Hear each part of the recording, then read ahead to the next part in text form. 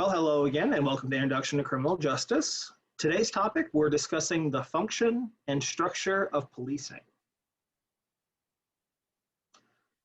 So when we think about police, many things come to mind, right? One of the biggest things that police can do and theories that guide policing is what's called peacekeeping, right? We'll get into peacekeeping in a second, but we have a very odd skew of what the world is like, especially for police officers, right? We think it is, in America, I think it's one of the most dangerous jobs that you can do.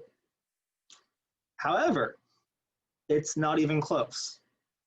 To prove this to you, I found a great video that discusses or shows dangerous jobs.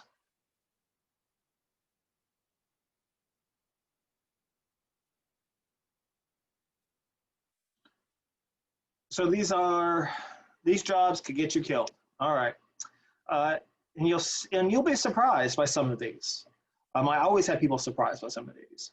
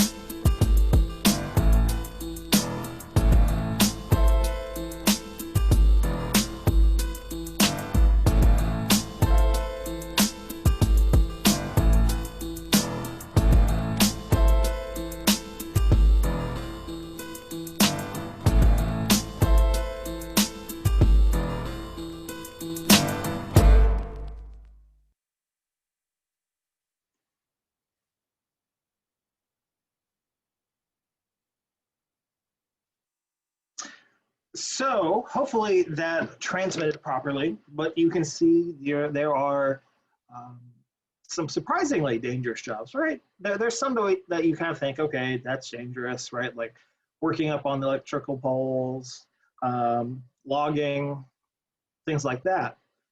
But the one that always stands out to me is it's more dangerous to be a trash collector than it is to be a police officer. Right? And I think that gives us a good setting. Not to saying that police officers' lives don't get put on jeopardy and things happen, they do, but not with the regularity that we assume, right?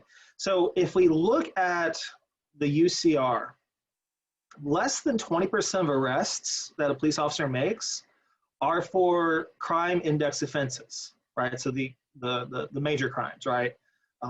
That we looked at when we talked about statistics. That being said, arguably, there's approximately 50,000 assaults or batteries occurring on police every year. Now, this does include quasi-assaults. What I mean by quasi-assaults is maybe somebody's resisting, maybe somebody makes a verbal threat.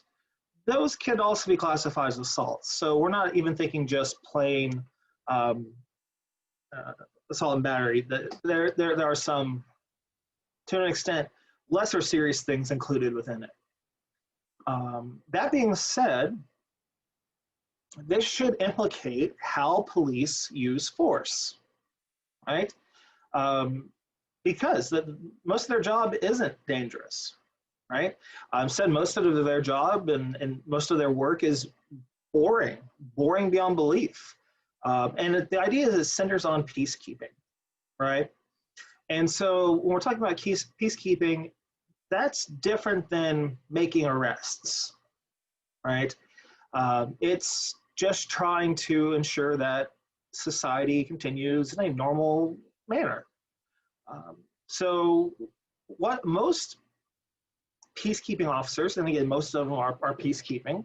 That's what you would do if you go into policing every day. Um, they do a variety of things. So, for instance, they intervene in what's called public order offenses. Right? So these offenses are ones that are not really serious per se. They're just kind of annoying. So this could be intoxication in public. This could be loitering. This could be you name it, right? So just low-level stuff, and the police generally do not make arrests, right? Usually they get the person to leave or whatever, and go from there. Because if a police officer makes an arrest, he or she has to fill out a report. And nobody wants to fill out a report over a couple of teenagers hanging out in a vacant lot, right? Obviously, they need some kind of supervision over there and make sure they're not doing anything nefarious, but you're not going to make an arrest, right? You're going to scare them, tell them to move on. They also enforce civil ordinances. So generally speaking, this is going to be city traffic laws, city stop signs, noise ordinances, all right? So if your neighbors are having a really loud party, you can call the police, and the police will come over and basically tell them to turn it down. They usually give them 1 or 2 chances, and then they shut down the party. So again, there's no real arrests here. It's just trying to make sure that everyone is decent to each other, right? That we're keeping the peace. Some of their time is spent directing traffic, right? So when traffic lights go down, officers are called to direct traffic, or if there's construction. So for instance, Massachusetts, anytime there's construction on the highways, there has to be at least 1 state trooper at the construction site with his lights on, so that you can kind of see it coming. So that even gets included in directing traffic, right? In directing traffic around car accidents and stuff like that. Now, another area that gets overlooked sometimes is the area of resolving disputes. All right, so let's say that you have a problem with your neighbor. And you are just yelling back and forth over, I don't know, somebody's like, who owns this hedge, right? And you're just screaming back and forth at each other. And somebody calls the police because they hear you out there in a fight. Police officer comes. Police officers, most of the time, will be a peacekeeping police, unless there's been like some kind of physical altercation. If it's just verbal, they're going to follow that peacekeeping mentality, right? And they're going to help resolve the dispute. So often, police officers serve as mediators, right? So, all right, tell me your side of the story. Tell me your side of the story. What can we do together to fix this, right? And so the officer helps resolve the disputes.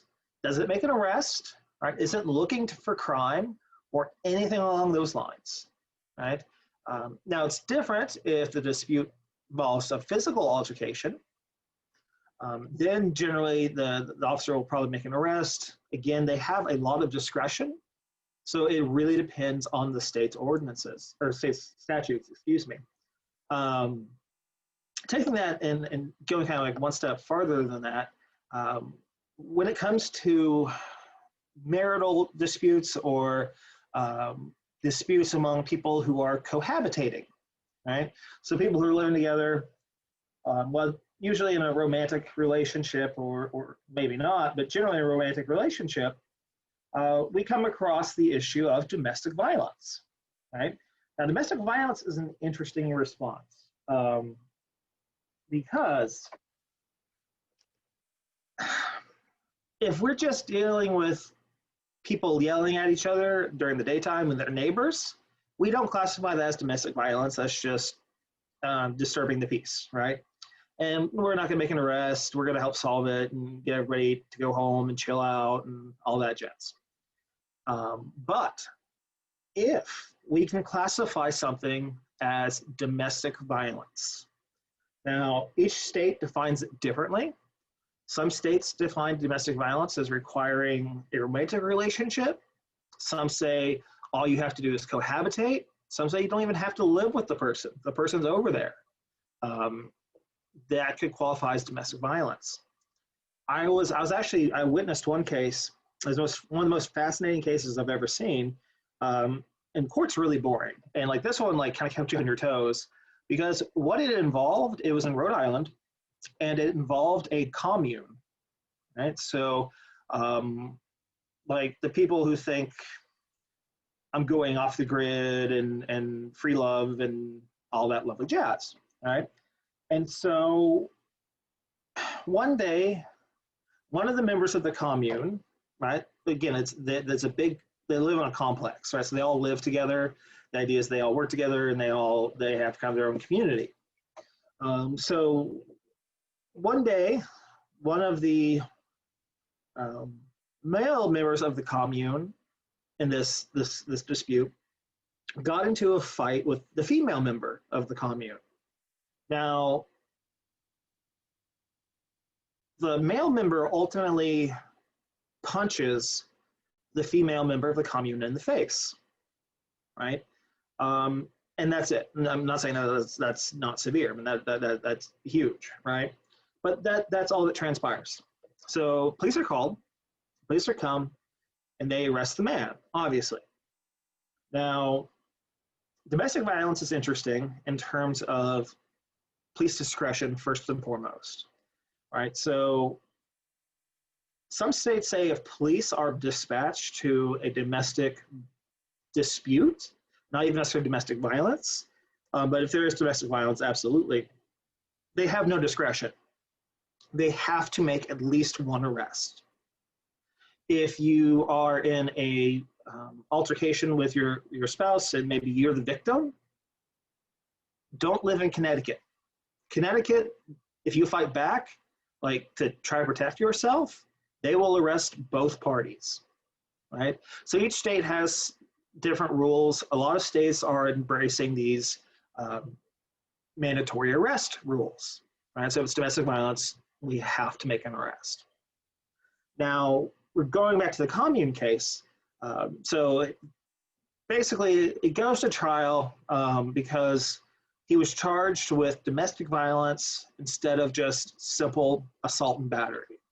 All right, simple assault and battery in Rhode Island is just it's a low-level misdemeanor, right? Talking a fine, maybe a couple days in jail, but generally speaking, probation. You get a couple bites at the apple, so like probably probation. However, because the police officers and the prosecutors charged it as a domestic violence case, it raised it to a low-level felony, right? So suddenly this guy is going from looking at probably just probation to potentially prison time. So obviously he fights it and says, well, what is domestic violence, right? And it was a really, really interesting case because that's what the jury was there to kind of decide is, should this be considered domestic violence, right? So they have the law in front of them, but does it match? And so you got to hear like these people testify that lived in this commune, and you're just like, dear God, these people exist? It was interesting because it comes out that they practice monogamy. Or no, excuse me, they don't practice monogamy. They practice polygamy. So at one point, not that day or the night before or anything like that, that man who punched the lady, they had sex together, right? And a lot of the trial was about the sex that they had, and it wasn't enough to be domestic violence. And ultimately, the prosecutor kind of argued it doesn't matter, right? If they live together, that's domestic, and if it was violent, that's violence, right? The prosecutor was very straightforward. The jury actually ended up acquitting the man. I mean, he fully admitted what he did on the stand, but they didn't charge him with battery. They charged him with domestic violence. So he was ultimately found not guilty. And that's where, again, that kind of falls more on prosecutors. But when we think about discretion and giving police officers discretion, we should kind of think about cases like that. In that case, like that guy deserved to go to jail. Like, I mean, he's a piece of shit. Like, fuck him, right?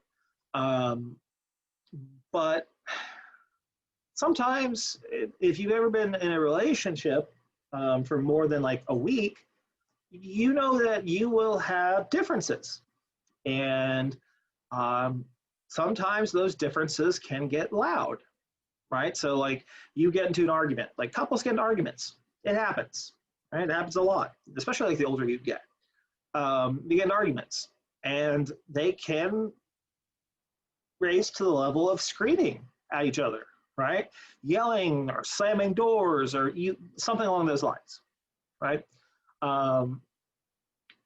If somebody calls the police and says, yeah, there's a fight going on, I can hear it, whatever, and the police respond, it could be classified as domestic violence. Again, depending on how the statute is written. And somebody in most states has to go to jail, all right? So it kind of leaves the question of, should we give police officers more discretion, one, but at the same time, are we interfering with people living their lives? Like, arguments are normal. It is what it is. The problem is this came about because police officers were basically responding to scenes, telling the parties, okay, you both need to calm down, keeping them apart for about like 10 minutes, and then leaving. Well, guess what happened? They didn't calm down, right? And often it kind of like, there were several incidents where it was a male and female cohabitating that after they had their cool down period with police, the man and the woman walked back into the house. The man goes into his room, gets a gun, and kills the woman. And it happened several times. And that's where we kind of started to see states saying, okay, no, this is so charged, so heated, that you need to make an arrest, right? You don't get the discretion anymore. We're taking it away from you because of what has happened. Some argue that it's gone too far, some argue it's not gone far enough. But that's, again, kind of when we're talking about resolving disputes, it really matters who the parties are, where it occurs, and when it occurs. So that being said, we talk about policing not being as dangerous as we think it is. The most dangerous call for a law officer to respond to is domestic violence, right? That is the most dangerous call. If you go, like, and the thing about it, it seems weird. Like, if you think somebody's breaking and entering and like they're robbing a store or something like that, that would be more dangerous to police officers, but it's not. More officers are killed in domestic violence situations than any other situation. And you have to kind of think about it, all right? You have two parties who, at that moment, absolutely hate each other, right? Even though it's just an argument over something stupid. In that moment, they hate each other. Deep down, they love each other. They hate each other. They're all worked up, and then suddenly police come, right? And that's when we start to see, like, don't interfere with my private life, and maybe shoving a police officer. You shove a police officer, that counts as assault. So, it's not a good situation for anyone to be involved in, but it's one that is a big source of debate, right? And one that you probably want to research and take a side on. So we resolve disputes, right? Whether it's domestic violence, or if it's neighbors, or if it's friends, or if it's whoever. Generally, they're not going to solve, or we're not going to call the police to resolve some kind of corporate dispute. But personal petty crap, yeah, the cops will come and they will help resolve it, or like take a party to a motel, right? And let them sleep there for the night or something like that. That's part of resolving the dispute. In addition, they do perform crime prevention, right? So this is really one of the first things we're talking about when we talk about crime. Crime prevention and patrols. So the idea behind crime prevention and patrol is just being visible in a neighborhood should theoretically, and data is somewhat mixed, but should theoretically make crime decline, right? Because if you're thinking about breaking into this house over a couple streets over, but every couple of days you see police officers drive down it a few times a day, you're probably less likely to go break into that house, right? Because, hey, the cops are, they could be out there.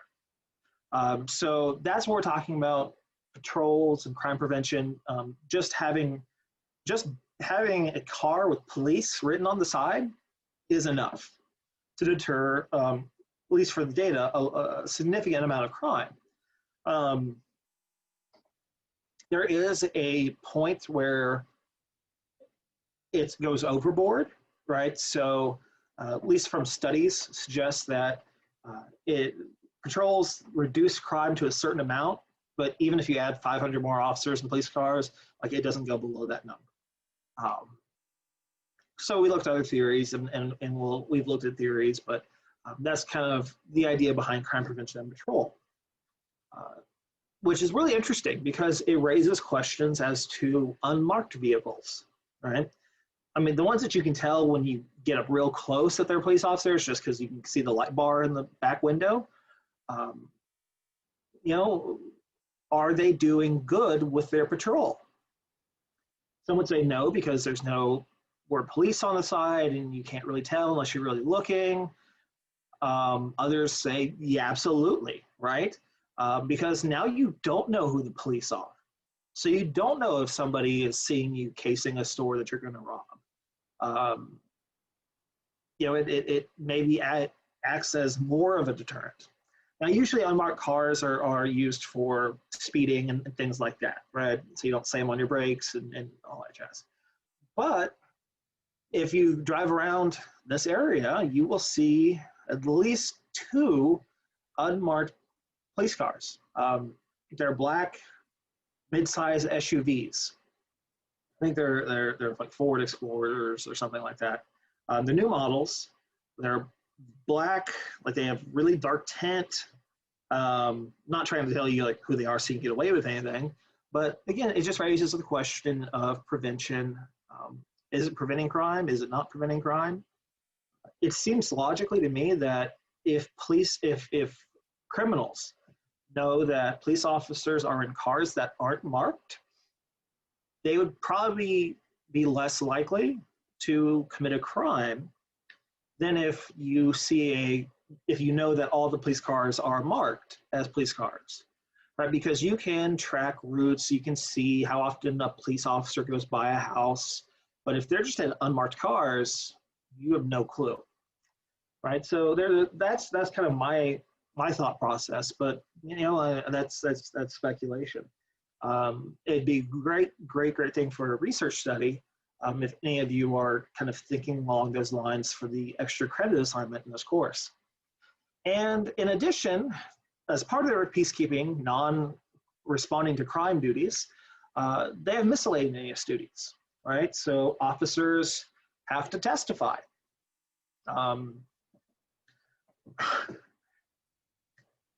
This is where I always say, you know, if you get a ticket, don't say anything, right? Because technically your Miranda rights do apply whenever you get a speeding ticket. As soon as the officer pulls you over, your Miranda rights apply.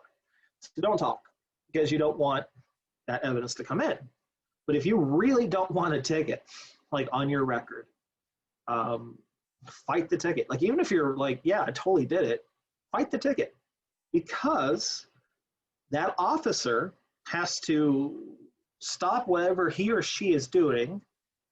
Maybe it's their day off, or maybe they're out patrolling. Generally speaking, they have to stop what they're doing, come into court and testify that they saw you doing X, Y, and Z, right? You get a chance to cross-examine them and all that jazz.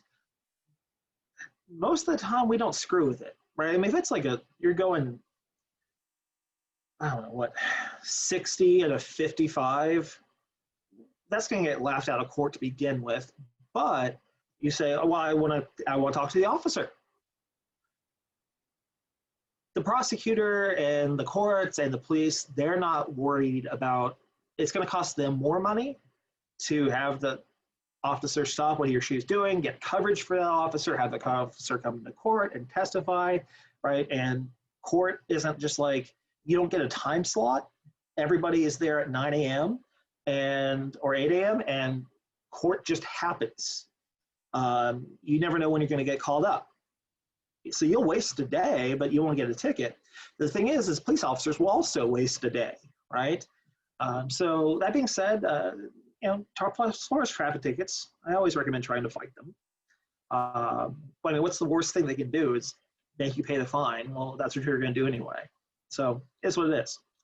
But they also testify in other capacities, right? So in terms of criminal enforcement, that they testify making arrests for like index crimes, how they made the arrest, what they saw, all that jazz, right? So just kind of normal what we think about as testimony. They're generally also responsible for prisoner transport. So at the local level, right, this is going to be the sheriff's department. Elmira City Police generally don't transport unless they're transporting to the Chemung County Jail. But the Chemung County Sheriff's Office is responsible for transporting prisoners because they keep the prisoners. Now, there is money exchanged in terms of like how it works out if you're holding a city prisoner or whatever. So Sheriff's Department is usually up for people who have not been convicted yet, right? Who didn't get bail or who couldn't make bail or got denied bail and they have to go to court. That's the prisoner transport. And usually that's just the back of a sheriff's car.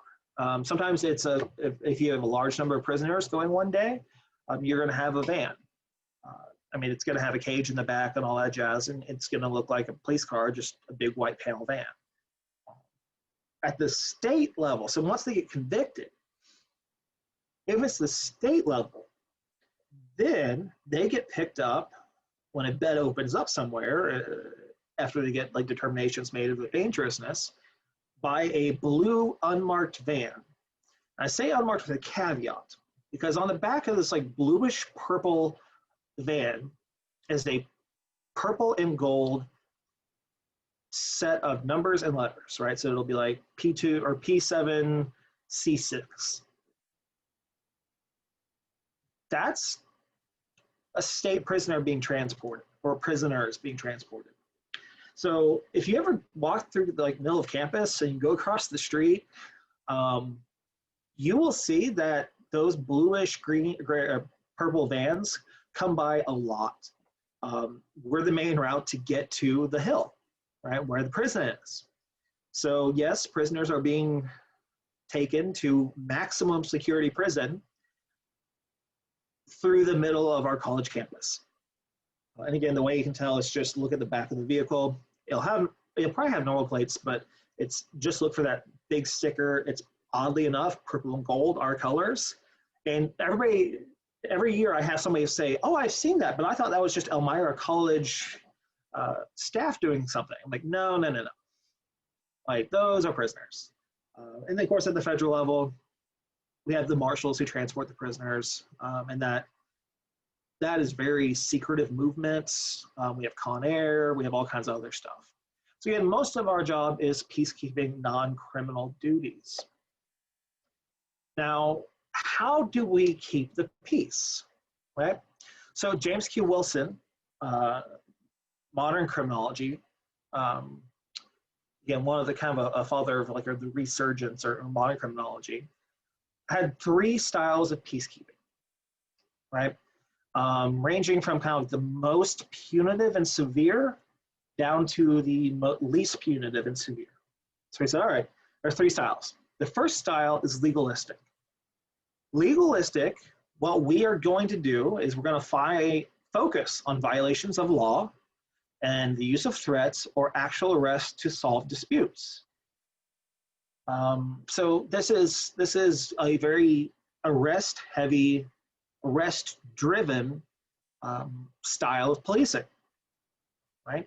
So Departments organized under this style are highly productive law enforcement components of policing. So again, not necessarily the peacekeeping aspect. Here, if they're called to a dispute, right, they're going to make an arrest, or they're going to threaten arrest, as opposed to maybe you want to look down a little further, helping resolve the dispute like we just kind of discussed. So how do you tell if a department is legalistic in their peacekeeping role?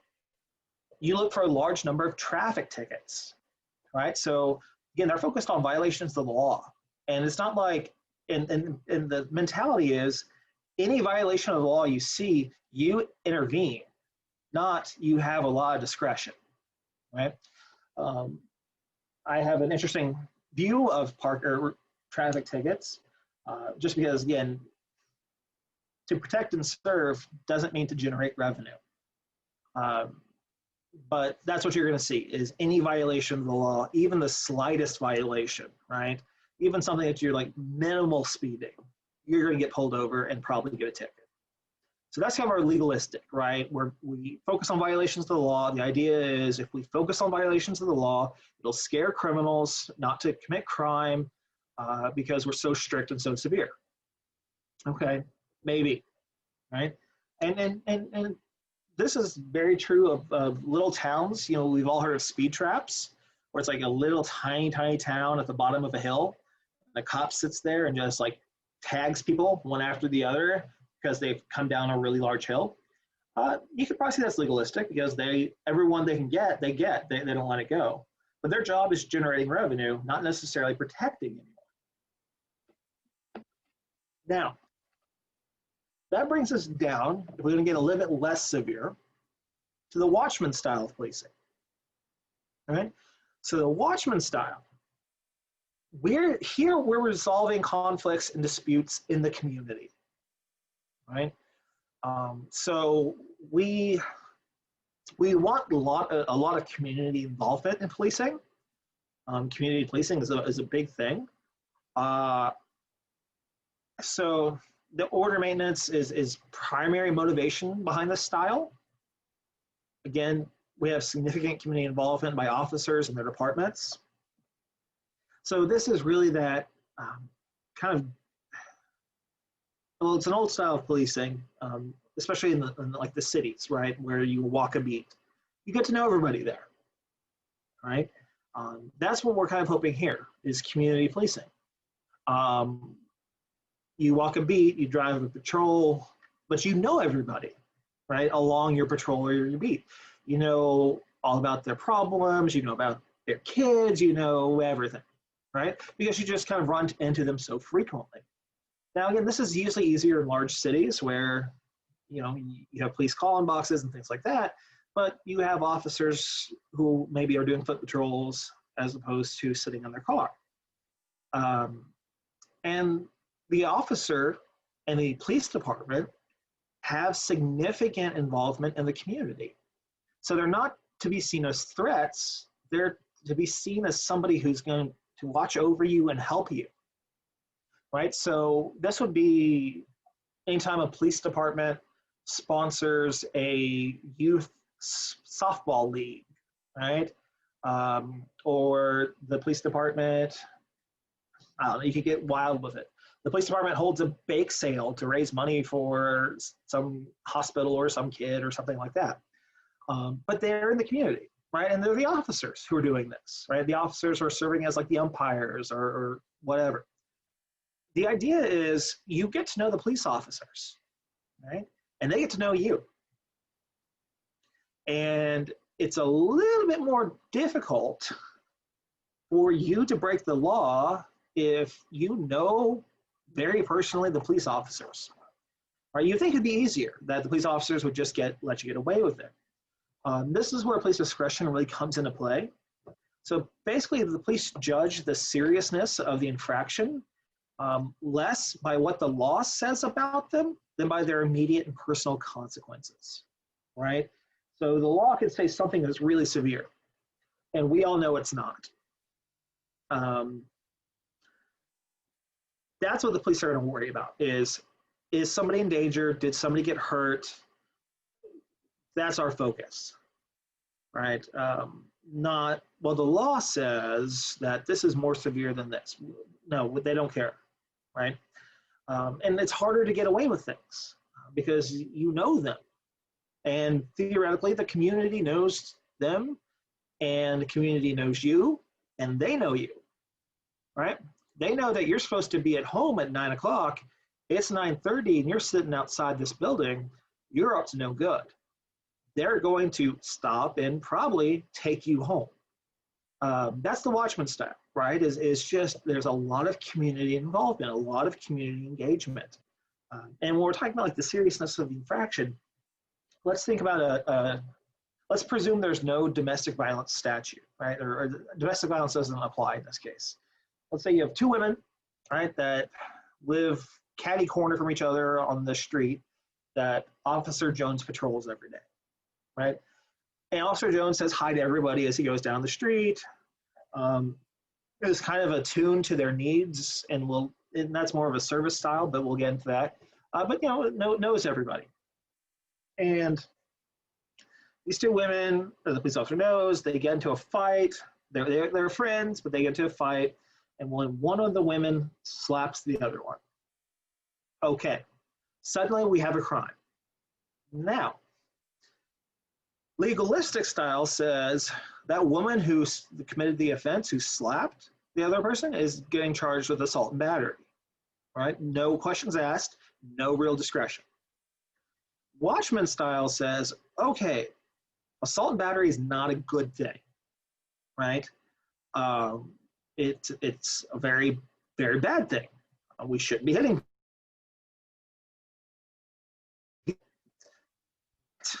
And this is where knowing the community comes into play. But the officer knows they're actually good friends or they're good neighbors. And there's no immediate danger, no real personal consequences. Yeah, somebody got slapped, but I mean, they didn't get punched, they didn't get stabbed, right? Maybe we're not going to arrest them, right? And maybe we'll find a way to resolve their dispute, right? And that's kind of our informal conflict resolution. So if you want to go into policing, you will take, and I recommend that you take my dispute resolution class because it will be a lot like that. So again, you're talking, the Officer Jones has to make a judgment call or discretion. Like, is there immediate and personal consequences here? If there are, then yeah, arrests are going to be made. But if it's not really that big of a deal, like getting slapped is not the end of the world. Yeah, it might hurt your feelings, it might hurt your face for 5 seconds, but like that's it. And there's no real danger. Police officers are probably not going to screw with it.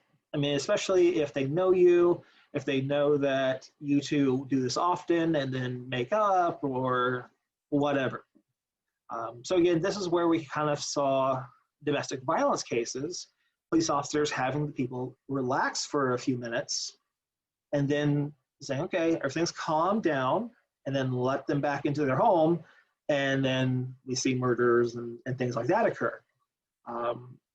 It's because they're like, okay, they're fighting, maybe they're yelling, we don't know, maybe she slapped him, but whatever. There's no reason to give them criminal records, make it impossible for them to find a job, anything like that, because police officers have to be aware of this, right?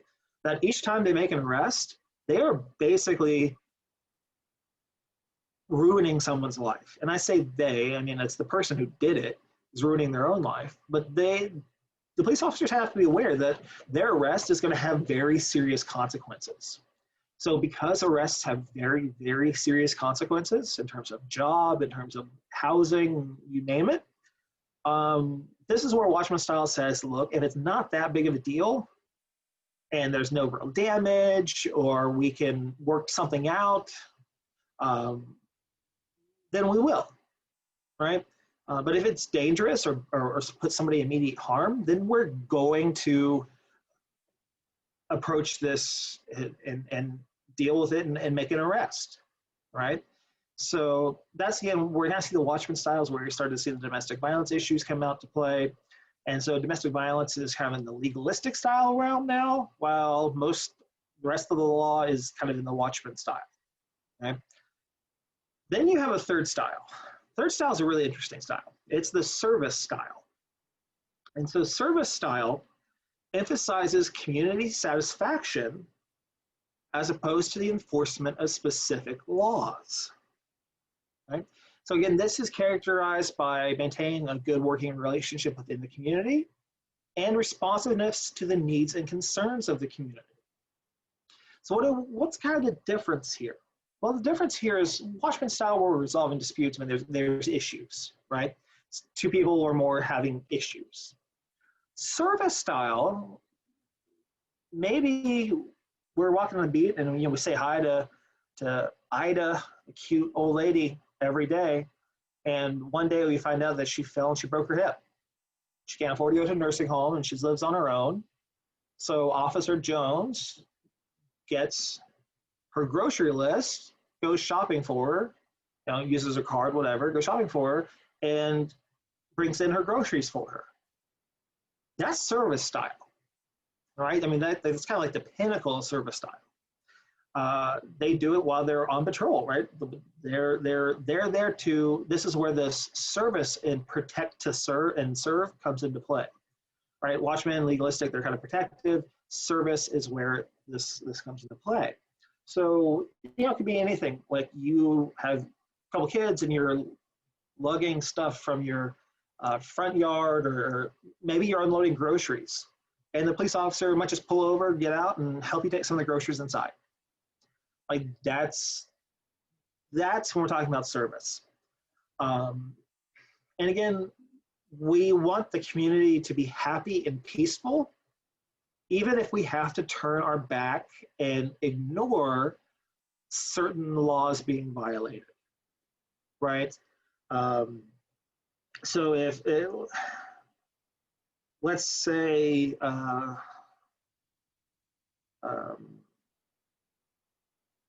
there's a party, right? And the music is getting really loud. And there's absolutely underage drinking occurring at this party. It's a small party, but there's actually underage drinking occurring. Somebody calls the police and says, hey, Officer Jones, there's a party going on at this house. I know there's minors drinking. I don't care about that. I just want to make sure that one, they're safe, and two, they just keep it down.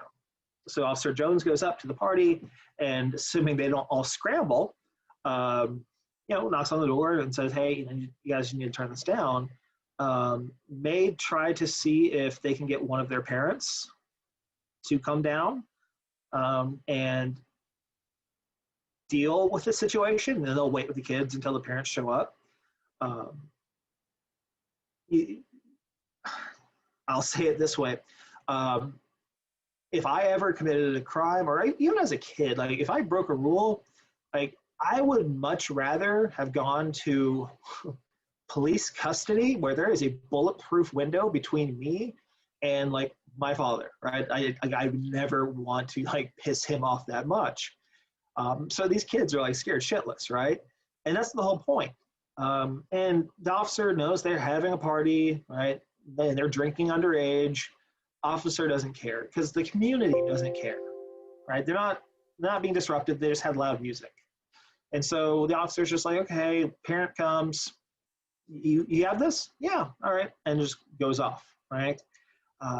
It satisfies everyone. It satisfies the community members. It makes the parents, even though they might get tunnel vision and like want to murder their child, it ultimately makes them happy because their child didn't get a ticket, didn't get arrested, right? Have something on their record, you name it.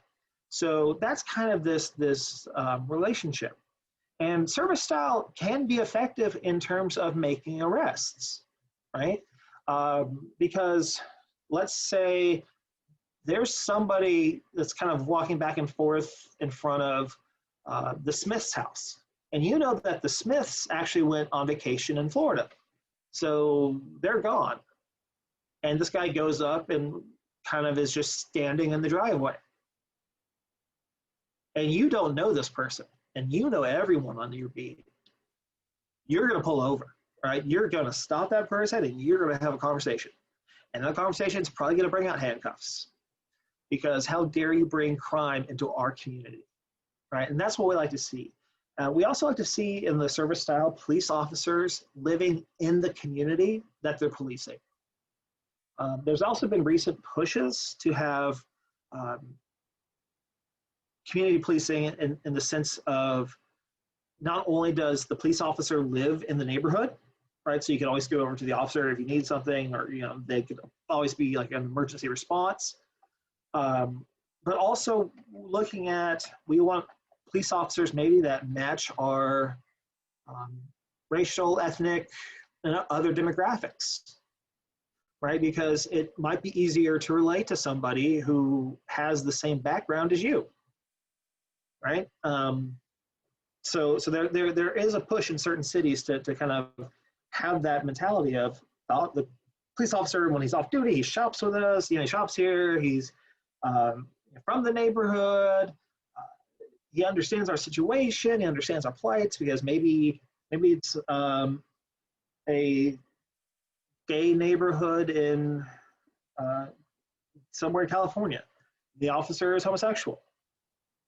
You probably are going to be more comfortable if you're a homosexual reporting maybe a sexual assault or something along those lines to an officer who, one, but two, has the same type of background or same type of demographics that you have, rather than reporting it to some stranger who might not approve or might not understand how you live, right? So you can see where service style, it is a really great idea. And to be fair, there is no one pure style of policing, right? So basically what happens is departments, they kind of combine these styles, right? And they impose rules and regulations to help guide officers, but there's no one pure legalistic or watchman or service style department, right? They all kind of get intermixed, intertangled. But it's something that, you should think of even with elections, right? Because sheriffs are generally elected. Well, is the sheriff going to be legalistic? Is he going to be service style? Is he going to be watchman style? How's that going to work? Mayors appoint police commissioners in big cities. So how's the mayor view policing? Should it be legalistic? Should it be watchman? Should it be service? Right. So again, elections are really important. And understanding that even like the smallest thing can have major, major consequences. Okay? So that being said, let's take a moment and look at the police hierarchy. All right. So this is broken down in I believe you have this graph in your book. This basically shows who does what, when, where, why, how. Right. So we at the very top we have the police chief. Under the police chief, then we branch out. There's an executive officer who's usually going to be in charge of like administration and stuff like that. The public relations section and community relations unit. Then below the police chief, you have more administration. You have disciplinary. You have administrative assistants. Then we break into patrol and resource divisions, and investigations and administrative divisions, right? And so patrol and resource divisions, patrol divisions are what we think about when we think about policing, right? Driving a beat, walking a beat, whatever. And then on the other side, we have, in the same kind of green text, supportive services in terms of resources, right? So evidence management, supplies, fleet management. So we're supporting the officers by making sure their cars always have enough oil and all that fleet management. You'll have people who deal with the budget. You'll have people who deal with inspections and accreditations. You might have youth services, right? Stuff that's more administrative than it is patrol and crime oriented. That's the patrol resource division. On the other side, you have the investigation / administrative division. So the investigation division, this is where we're going to see a lot of specialized units, right? So this is where we'd see like detectives, but we're going to see vice, we're going to see narcotics, we're going to see homicide, personal crimes, major offenses, etc. Related to that, we're going to have the Administrative Bureau. They're going to deal with planning and personnel, employee relations, records, communications, IT, training, all that jazz, right? So they're kind of for the big administrative part. And you see that they're kind of all in an even plane, right? And that's something to keep in mind, because when we think of police, we literally just think of the left green column, right? And maybe the top blue column. But realizing that for the left blue or left green column, the patrol bureau to exist, there has to be a resource bureau, there has to be an investigations bureau, there has to be an administrations bureau, right? There has to be this hierarchy. And they have to be thought of as equal. Because if they're not thought of as equal, they're not going to do as good of a job, right? Like, and think of like the fleet mechanic, right? If the officers look down at the fleet mechanic as doing a less important job than they're doing, that fleet mechanic's not going to care about their damn cars, probably won't have any job satisfaction, and it's just going to be a bad situation, right? And the police officers' cars are going to be screwed up. But if officers and the rest of the police department look at the fleet mechanic as just as important to keeping the peace, just as important to making sure the crime is down as the police chief, as the patrols, as the major crimes unit, right? They're equal. That's a really important thing. Yes, there's a hierarchy. So we're not talking equal in sense of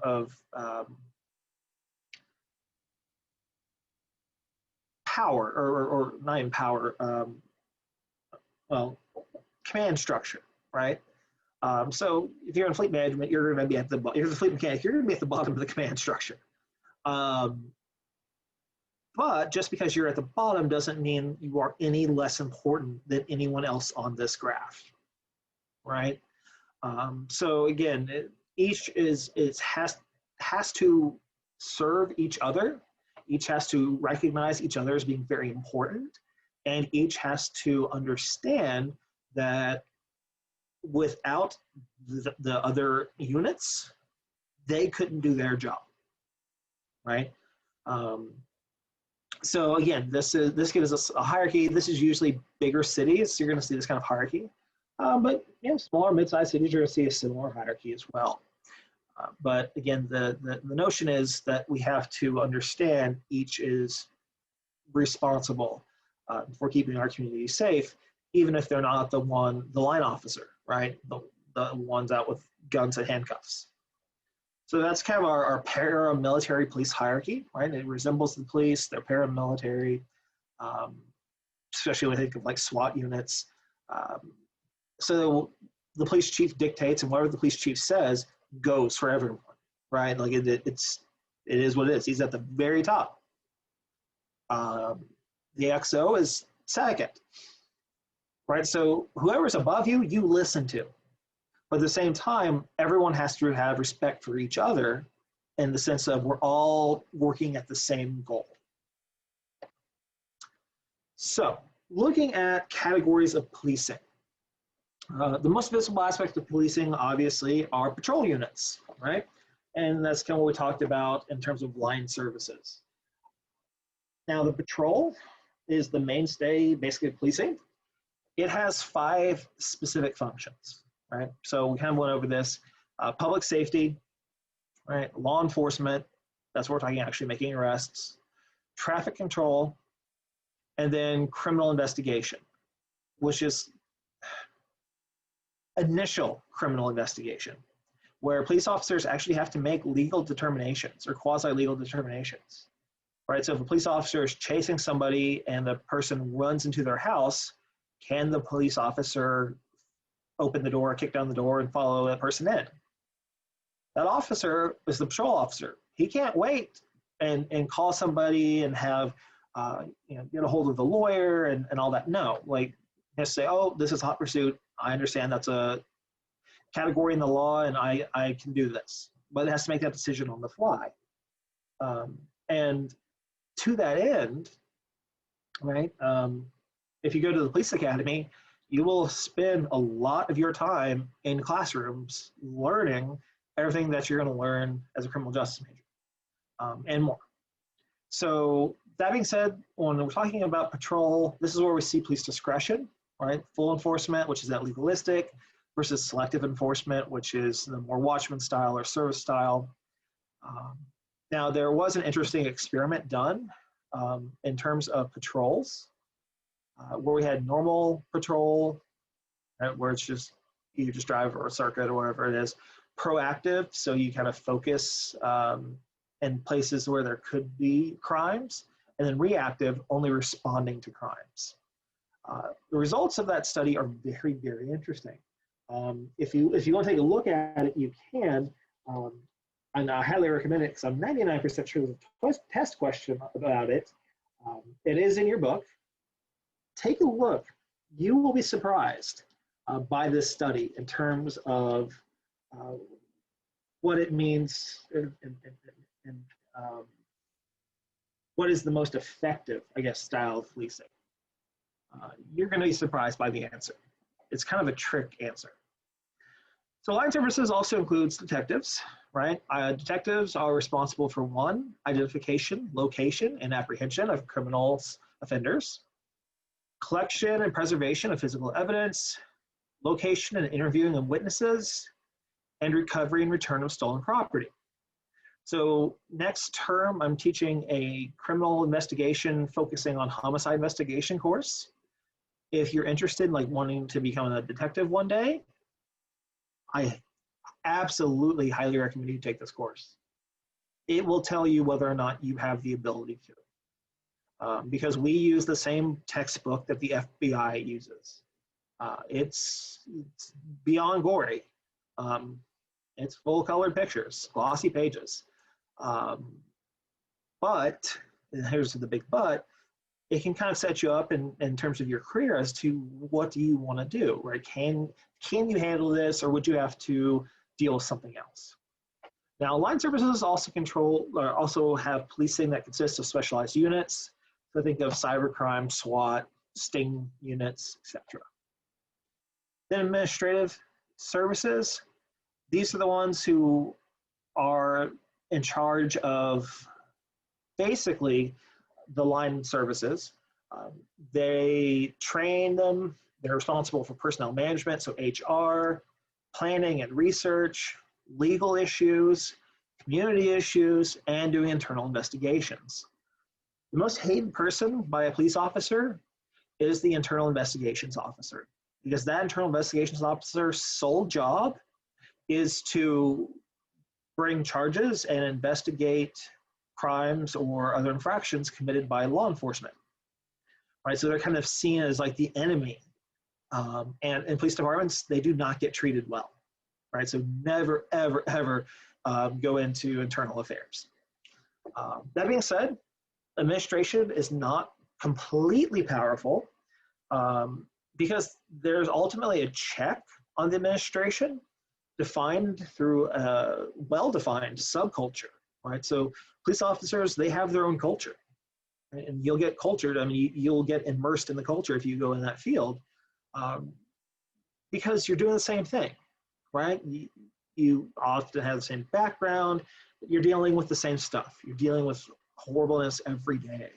So you have that subculture, which basically says if the administration tries to tell us to do this, we're not going to do it. And then you have unionization, right? So a lot of police departments are unionized. In this case, if you belong to a union, it is virtually impossible to fire you if you're a police officer. You can be transferred, but generally speaking, they can't fire you. Like you can blatantly like just kill somebody in front of the police chief, and there's a fair chance that you might not, I mean, you might go to prison, but you might not get fired, right? Unions are very, very powerful. That being said, we also have to take into account that this is historically male-centric. right? We have uniform values, beliefs, working personalities, and a degree of police cynicism, right? Because police do see bad stuff every day. Over time, they develop what I call myself, just a cynic, right? Where they just assume the worst in everything. They don't see the joy, they don't see the good, they don't see the happy. All they do is see the worst. And they kind of get immersed in this field of the worst. And this is where we see mental health issues coming out, right? Because if all you do is see the worst, you're going to get depressed, right? And so we kind of see that, and it's unfortunate. Police departments really need to have department psychologists or psychiatrists and therapists, because police cynicism causes burnout, causes lack of adhering to structure, lack of adhering to rules, etc. So it can become very problematic. Just as most of you know, women are significantly underrepresented in police forces nationwide. This is true virtually everywhere. Minorities are also very underrepresented. Most police departments, well, big police departments, are trying to make efforts to recruit more women, to recruit from different ethnic and racial backgrounds, but it's just, there is, or has been, depending on the subculture, some degree of racism and sexism. Again, this is historic, right? The subculture didn't just arise. If it arose today, then we'd think something different. The subculture came from a very long time ago, right? And it's just kind of embedded itself, where some departments don't think women can do the job, right? Or minorities can't do the job, right? Irish couldn't do jobs for a while, or if you're black, you can't do the job, whatever. Departments are trying to fight that and trying to change cultures. But the problem is changing a culture takes a very long time. It's not just a cultural sensitivity class, and then suddenly you're like, oh, my eyes are open. No, it takes time, it takes learning, it takes openness, right? A willingness to accept. Because I don't know if you've ever come into contact with many female officers, but sometimes they feel like they have to overperform, so get the most arrests, get the most tickets, whatever, so they don't look weak, right? And, you know, if I was in a dispute with a neighbor and we're yelling back and forth, I would much rather have a female police officer come than a male officer, because they respond differently. Men and women respond differently to outside forces, to conflict, right? Men were naturally, and again, I say naturally, like it's the lizard brain in us, right? We're prone to conflict. We see a winner, we see a loser, right? And we kind of just go down that path. Women's brains are wired differently, right? Their lizard brain says, well, what can we do to make the situation the best, right? Instead of like, there's a winner, there's a loser, women, how can we all win? How can this be a good turnout? So that's why I would always love to have a female officer come if I was ever in a dispute. Now, if I was speeding, I would not want a female officer. I would want a male officer. Why? Well, it's because of the subculture, right? Subculture, the women have to prove themselves, which they shouldn't. That's absolutely ridiculous. But they have to prove themselves. So you're getting a ticket, right? Like you're just getting a ticket. Because a lot of, I mean, it's not every time, but I mean, a lot of times women have to, and the culture kind of dictates that you have to prove yourself. Oh, you got the least number of tickets this month? Yeah, it figures, right? Like that's the kind of stuff that you get, and it's terrible. So, you know, it's just how people respond to different things. If we didn't have such a horrible background and we weren't horrible people, you know, women, minorities, everyone would be equally represented. Like we wouldn't care. Like, can you do the job? Yeah. Okay, then there you go. That being said, this is all kind of reinforced with the strong police union that turns what we call the thin blue wall, or thin blue line into a blue wall, right? So you want to mess with the police officer in terms of getting them fired or written up or whatever, you're going to face their union reps who will have lawyers who, I mean, it's just not even worth it, right? And the thin blue line in terms of thin blue wall also is this kind of understanding in the subculture that you're not going to rat out fellow officers, right? You won't rat them out. It's just, you don't. If you're a rat, like in the police department, it's like being a rat in prison. You need backup because somebody's shooting at you, but you just ratted somebody out. Guess who's going to go through Wendy's before they come try to help you, all right? And then we have auxiliary services. They assist line staff, basic functions from record keeping and data processing to detention to laboratory testing. So CSIs are considered auxiliary services, and supply and maintenance, right? The janitors are considered auxiliary services. So that kind of gives us the categories of policing, and noting that they're all very, very important. Without any of these three things, the others could not exist. So that being said, let's wrap up fairly quickly. The idea of policing in practice since the 1990s, community policing, which we've discussed, has grown in popularity. Again, it's premised on the notion that crime control is best accomplished informally by people in their own neighborhoods. And just as police have a subculture, so do neighborhoods. And it emphasizes problem-oriented policing, often called broken windows theory. Broken windows basically was this theory that if you were in a part of town where people weren't keeping up their houses, right? If there were broken windows, literal broken windows, that's where the crime was, right? Because the people kind of just gave up, right? So we emphasize problem-oriented policing of how do we fix these windows, right? Like how do we change the dynamics of this neighborhood? And it often incorporates technology. So if you get a chance, go into the PowerPoint and click this crime mapping link. It will take you to the crime mapping for New York City. And you can look up the different boroughs, you can look up streets, you can look up crimes, you can, whatever. So you can click on like West 5th Street, like halfway down, and it'll tell you in that vicinity how many crimes occurred in the past year, past 5 years, past 10 years, right there, what the crimes were, how severe they were they murders, what are they?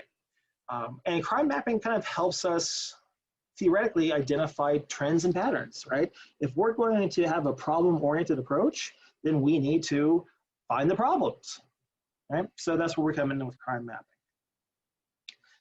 Next lecture, this will be the one that I post this weekend, will be on constitutional restraints on the police. And just as a fair warning, this is kind of my area, so it might be a little long. Just be prepared for it, all right?